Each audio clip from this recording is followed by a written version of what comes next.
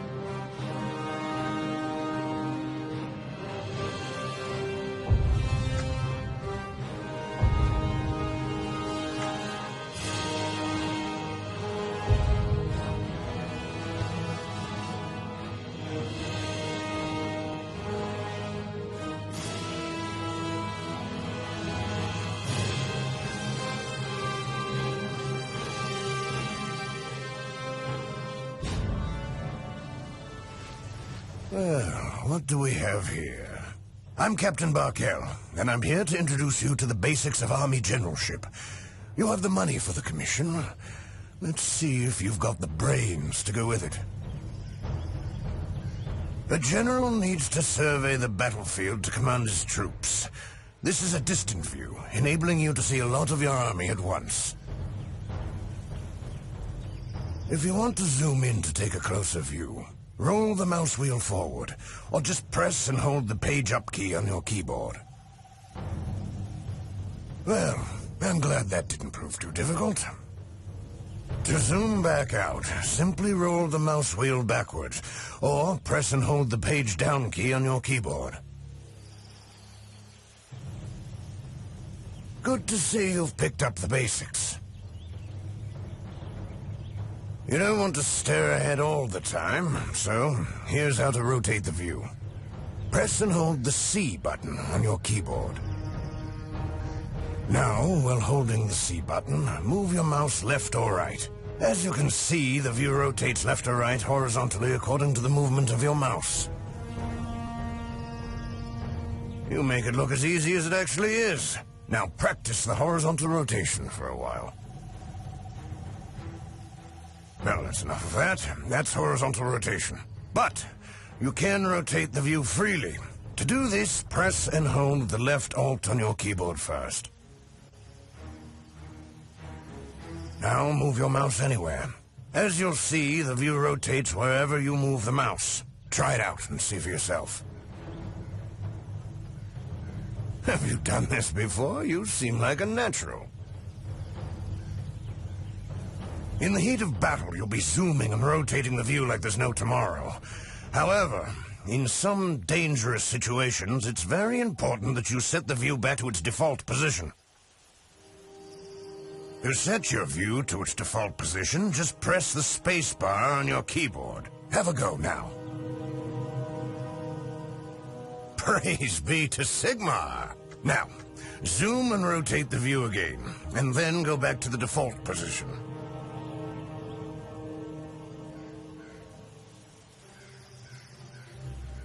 You learn quickly. That's good to see. You don't want to just look around. So, now we'll see how you move on the battlefield. Move your mouse cursor to one of the edges of the screen. There's also a different way to change the view. If you press and hold the mouse wheel or the N key on your keyboard, you can pan the view.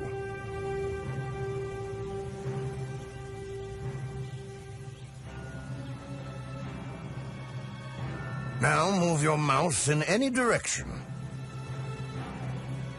You'll get a medal from the Emperor, to be sure. As you can see, the battlefield moves below you as if you grabbed and pulled it by the mouse cursor. Well, since you've mastered that, I'll let you in on a third way to move the view above the battlefield. But don't tell anyone else. At the lower left corner of your screen, there's an overview map called the mini-map. Here, you can see the top view of the whole battlefield. The white triangle shows your camera position. Now, move your mouse cursor to the red circle on the mini-map and click the left mouse button. There's no stopping you, is there? The camera jumped to this new location. Why don't you try it again? You've learned how to manipulate your view of the battlefield so far. However, you're going to actually have to command your army to win battles. So, let's take a look at that. You can see a small force in the middle of the military camp. The Count thinks a lot of you and has given you some of his soldiers to command. Lucky you.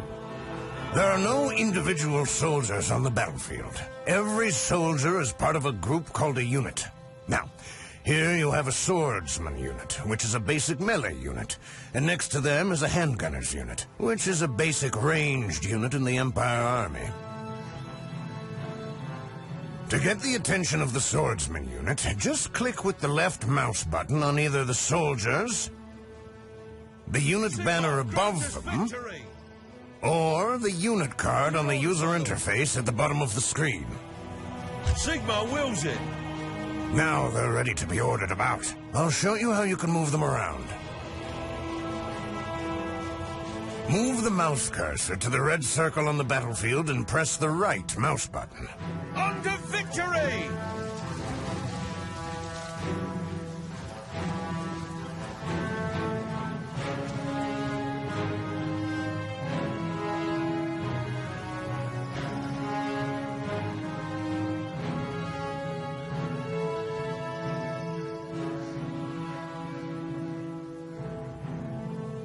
We stand ready to fight.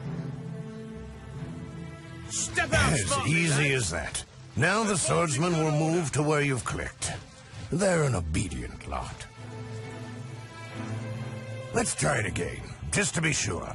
Move the cursor to the red circle and press the right mouse button again.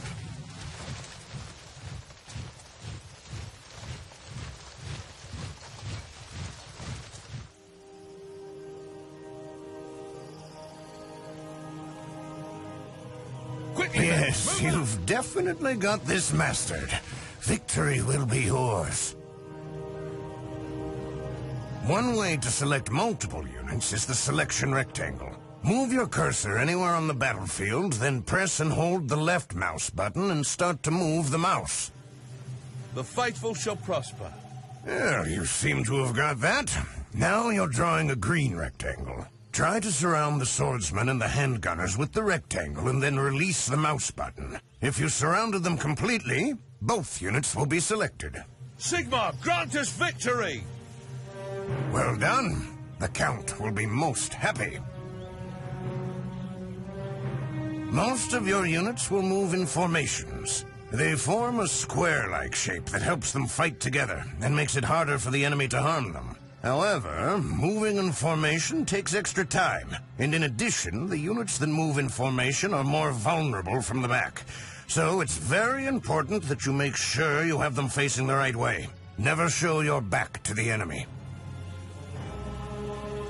For the most efficient use of your troops, you need to combine movement and facing change. Move your mouse cursor to the red circle. Then press and hold the right mouse button. Good. Well, you can see that after a short while, the green arrow appears below the mouse cursor. If you release the button, the unit moves to the target location and faces in the direction you selected.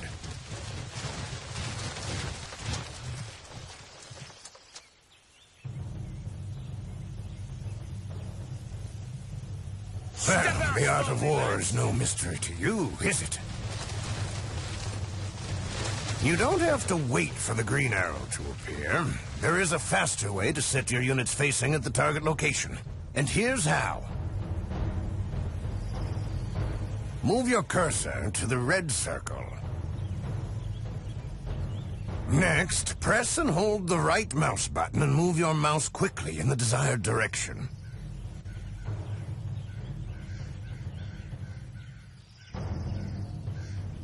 Step out smartly, lads!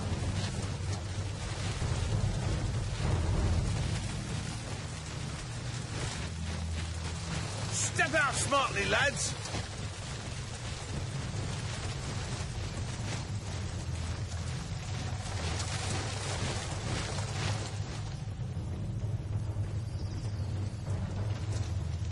March on!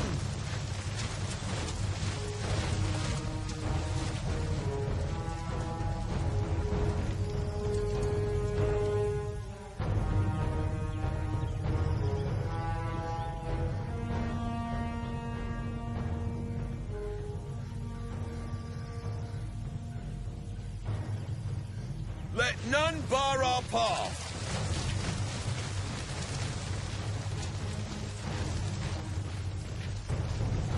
Let none bar our path.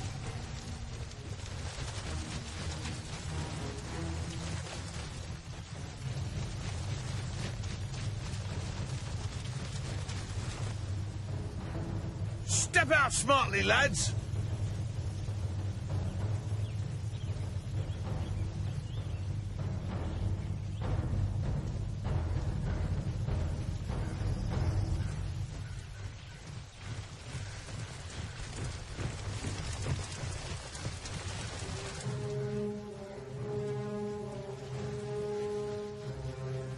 The darkness shall not defeat us, lads.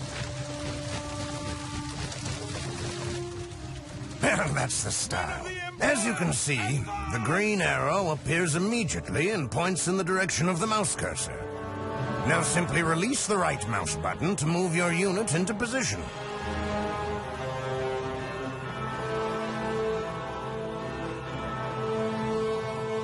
Step out! You slowly, have the lad. precision of a marksman, no mistake.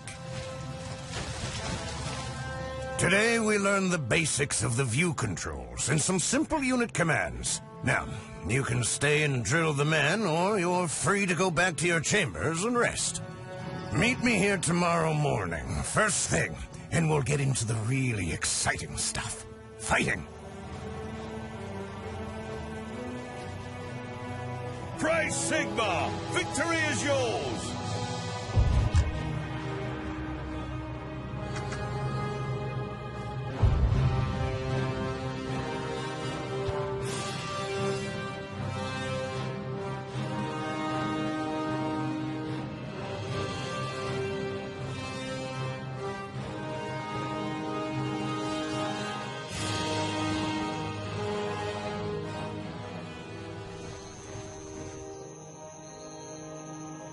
Well, glad to see you up bright and early. Today, I'll continue with your lessons on the fundamentals of battle. Before a battle begins in earnest, the game is paused and you can deploy your units. However, you can't just put them wherever you like, only in an area called the deployment zone. It is marked out by small flags. And now, there are your two units from yesterday, the swordsman and the handgunner units. Let's see how you can move them within the deployment zone. First, order the swordsman by clicking on them.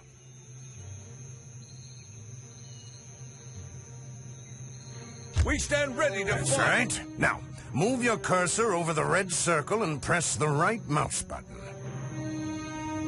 Forward, All sons of good. Sigma! Now the swordsmen are moved to the new location immediately. During the deployment phase, you can rotate your units in the same way you did yesterday. Now that you've learned how to deploy your army, let's move on. Click on the End Deployment Phase button at the top of the screen to finish your deployment.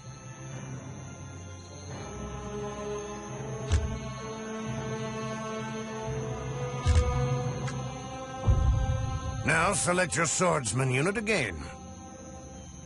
The faithful shall prosper. When a unit is selected, you can see its command buttons at the lower right corner of the screen. This is the command panel. Now we'll learn the basic commands. The upper left button on the command panel is the stop. If the selected unit is moving and you click on the stop button, the unit stops immediately. Select the swordsman and practice the stop command.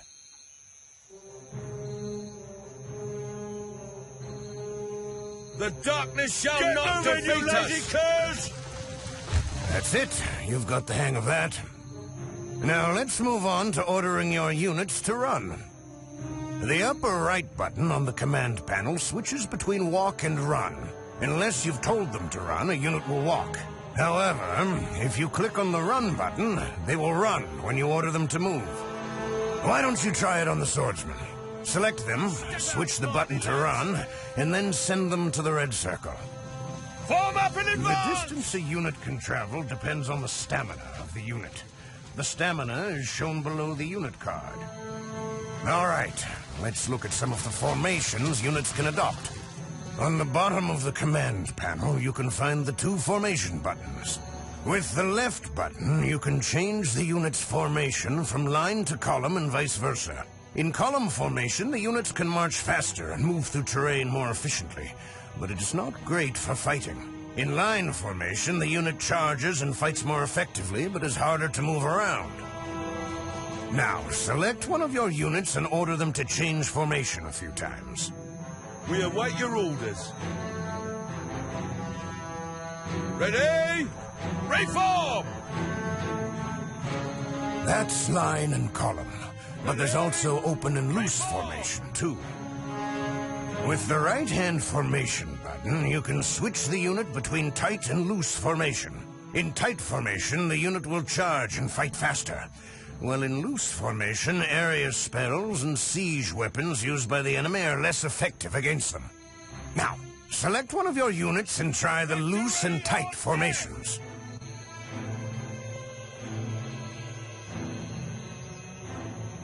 Reform on my command!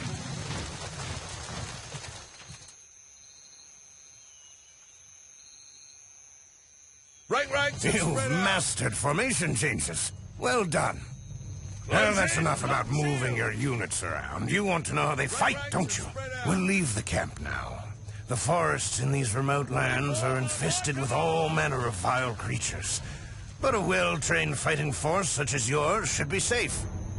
Select your swordsmen and move them to the red circle outside the military camp. Sigma, grant us victory! Sons of Sigma!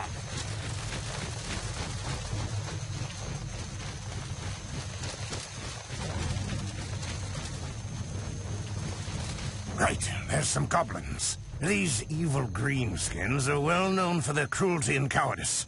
I think they'll be a perfect test for your command skills. Select the swordsman, and then move the cursor above the goblins. As you can see, the cursor changes, representing that it is over an enemy you can attack. Now press the right mouse button on the goblins. For the Empire!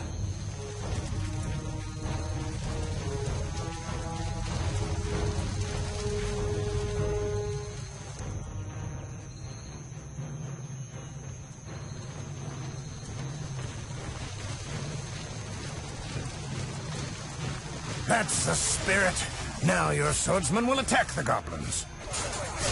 You can see that when your swordsmen are close enough, they charge. It's important that you charge first if you can. His charge impacts the foe and causes more damage to them. Your swordsmen greatly outnumber the goblins, and they don't like getting cut down, so the little bastards' morale starts to drop. You can see their morale on their unit banner above them, and also below their unit card on the user interface. It's a light gray line that drops if the unit is being attacked. Low enemy morale is good, but it is crucial that your units don't lose too much morale. Troops with poor morale fight less effectively. Now the goblins have lost all of their morale, and they've been well and truly beaten. Now they turn tail and run for it.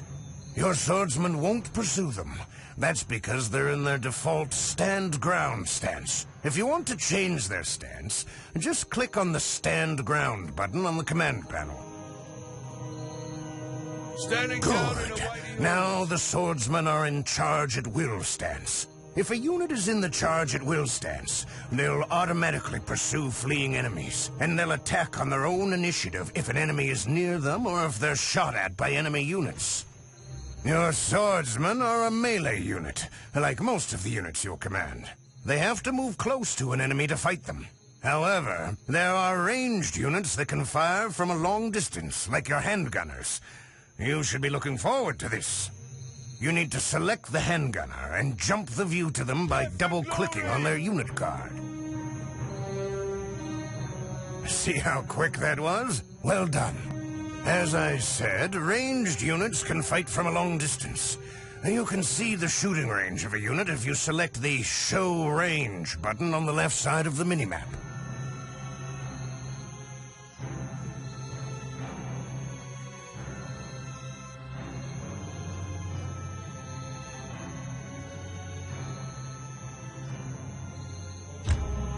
Now you can see a green circle around your handgunner. This is their shooting range.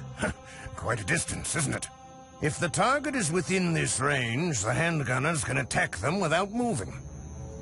Now let's practice your shooting skills. Select your handgunners and move the cursor over the barrels in the red circle. As you can see, the cursor changes to a bow, representing that the object it's over is within the range of the handgunners and can be shot at. Now, click on the barrels with the right mouse button to get your handgunners to loose off a few rounds. Give him a storm of lead! Spectacular! Their aim is perfect. Today, you learn the basics of the melee and the ranged fight. Now, you can stay and practice these skills with your units, or go back to your room and rest up for a long day tomorrow. Come back here after breakfast, and we'll continue with your lessons. Praise Sigma! Victory is yours!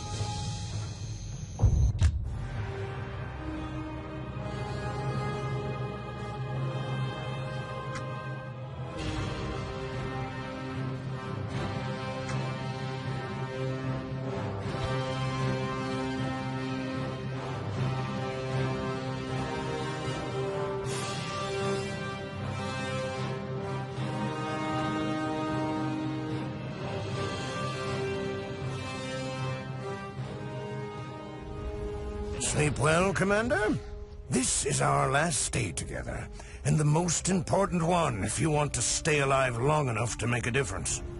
Today, I'll teach you how to command heroes and units together, and how to duel with challengers. Here we have your swordsman, and we're lucky enough to have been joined by Lucius Lyrandus, one of the new battle wizards they're teaching in Altdorf. But enough introductions. Let's start the lesson. Heroes, such as Lucius and yourself, are individual characters whose fighting skill elevates them far above the ordinary troops. They're very dangerous, even if they're alone. But sometimes they're even more effective if they fight together with a unit of ordinary soldiers. Get the attention of Lucius. I bring destruction. Well, it seems he's in a good mood. Now, in the lower right corner of the command panel, you'll see the Attach Hero button. Press the button. Then move the cursor above the swordsman and press the left mouse button on them. Do not be afraid. I can control my power. Very nicely done. Now you've asked Lucius to join the swordsman unit. From now on, they'll all move and fight together. It's time to leave the camp again, so keep your sword handy. I hope that we'll be as lucky as yesterday and find some weaker foes. Select your swordsmen and move them to the red circle outside the camp. We shall prevail! This is easy for you now, isn't it? As you can see, Lucius moves together with the swordsman, just like I said.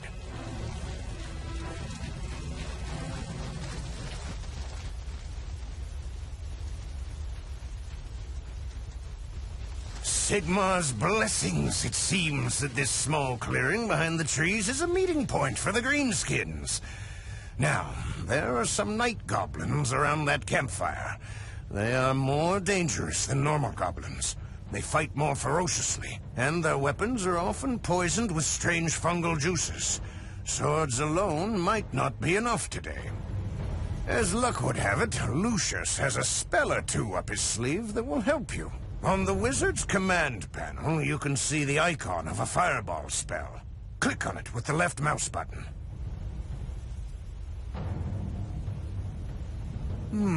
This will be entertaining. See how the cursor's changed to a crosshair?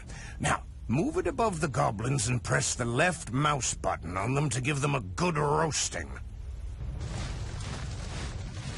Fantastic. I love these bright wizards. They're so explosive. Watch out, though. You've attracted the night goblins' attention, and they'll attack you. Now that the night goblins are attacking, it's time to use some protective spells. Bright wizards know some very effective battle spells. One of them is the Flaming Shield of Andor. It's a magical fire shield that protects the wizard and his units for a while. Click on the icon of the Flaming Shield of Andor now. See, that wasn't hard, was it? The wizard and his unit are now protected while the spell is cast. Unfortunately, spells are not cast from thin air, as much as it might seem that way. At the top of the screen, you can see a blue bar.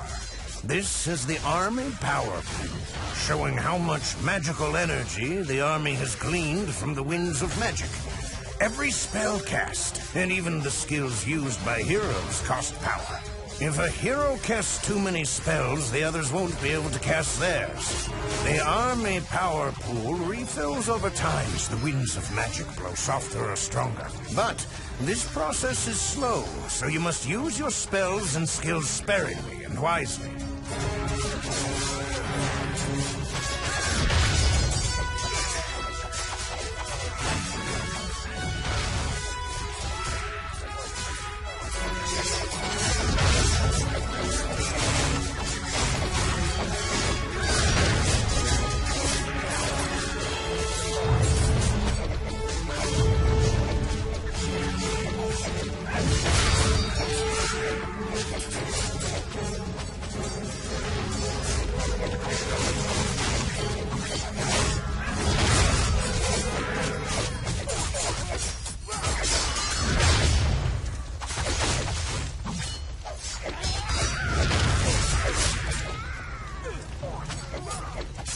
Thanks to the magic of Lucius, you've annihilated those pesky night goblins. After defeating the night goblins, your wizard gained experience, and now has enough to increase his powers. You can see this because his level has increased. If a hero increases his level, his attributes get better, and he can learn new skills and spells. To choose new spells for Lucius, select the wizard and click on the small shield in the upper left corner of his portrait. This will open up his skill tree window. That's the one. Here, you can spend the available skill points he's earned to learn new skills or to improve existing ones. There are 3 sections. The left one contains skills and spells that make a hero a more dangerous fighter. The middle one contains the dual skills and spells used in single combat with enemy heroes. The right-hand one contains skills and spells that make the army, and especially the hero's unit, more effective on the battlefield. Click on one of the available skills with the left mouse button to spend a skill point.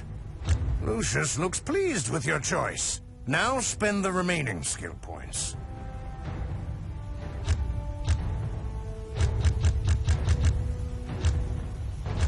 Good. Now that you've spent all of the remaining skill points, close the skill tree window by clicking on the Close button. I know from reports I received last night that the goblins stole some treasure. Luckily, the cowards dropped it when you beat them. Look closely. You can see it on the ground over there. I'm sure you'll want to grab that loot. So, select your wizard and then click on the treasure with the right mouse button. What can the fire... Watch him go for that gold. Your wizard has picked up the goblin's treasure. It's a healing potion they took from the apothecary. Its icon has appeared on the user interface. So now let's use it. Click with the left mouse button on the icon of the healing potion. So it's selected now and you can activate the item. It's healed the wizard, and because it can only be used once, its icon has disappeared. Lucius is looking more perky now, though. Your heroes can have many items. If you want to see or edit them, you'll have to open his character window. Its button can be found on the user interface, below the selected hero's portrait. Yes, that's the one. And now you've opened the character window of your wizard. The upper part of the window contains the statistics of the hero. Below it, you can see the items he uses, split across 8 slots. Move your cursor above them to see their details. Below the active items, the hero's bag can be found. If there's no free slot for an item, it can be put into the bag. Later, it can be sold in a city or placed in a slot that becomes empty, so you don't have to throw it away. Well, that's your command skills polished. But what about your fighting skills, huh? Time to duel! If 2 enemy heroes meet on the battlefield, they can challenge each other. In this case, they'll clash in a heroic duel. During a duel, nobody and nothing can harm them except the hero they fight with. Captain Vandergaard and Commander Kreese will help me show you the basics of dueling. They will imitate a fight for you. First of all is the challenge itself. Select Captain Vandergaard.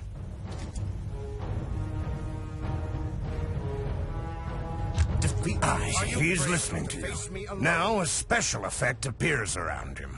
It shows that an enemy hero is near him. In addition, you can see the captain's icon on the screen above the command panel. Next to the captain's icon, there's a smaller icon, which shows the enemy hero. To challenge the enemy hero, just click on his small icon with the left mouse button. That's it. Now the captain starts to approach the enemy hero. And when they meet, a bright effect, which we call the duel circle, appears around them. From that moment, they can't be attacked or harmed by enemies outside the circle. It's an honor thing, I'm told. Now the duel begins. The buttons on the captain's command panel have been changed. Now you can see the duel buttons here. On the top of the command panel, the 3 buttons from the left are the general duel skills. You can use them anytime. They don't cost power. Click on one of them now. Good. As you can see, if you activate a general duel skill, all the 3 general duel skills are given a cooldown time. During this time, you can't use them. Next to them is the flee button. If you think your hero is losing and want to save him, you can click on this button to force him to flee from the duel. And be careful with this, however. Your men don't like to see their leaders running from a fight, and this unseemly act will reduce their morale. These 4 buttons on the top of the command panel are the same for all heroes. In the middle of the command panel, the unique duel skills can be found. They're different for each hero. Unlike the general skills, unique skills cost power to empty, so you must use them carefully. The different heroes have different duel spells and skills, so it's impossible to show you all of them. It's up to you to study and learn the skills of the heroes in your army, so the learning doesn't finish when you leave here. Well, you've managed to complete the training. Pretty quickly, I might add. It was just a short series of lessons, but you're ready to begin the fight against the evil of this world. As you battle for the Emperor, you'll meet powerful enemies, find ancient magic items, and build huge armies. Just remember the basics you've learned over the last 3 days and keep an open mind, and you'll become a great general. That said, if any time you have questions or want to know more, check your sacred text, the one called the User's Manual. Fight well, and may Sigma guide your steps. Praise Sigma! Victory is yours!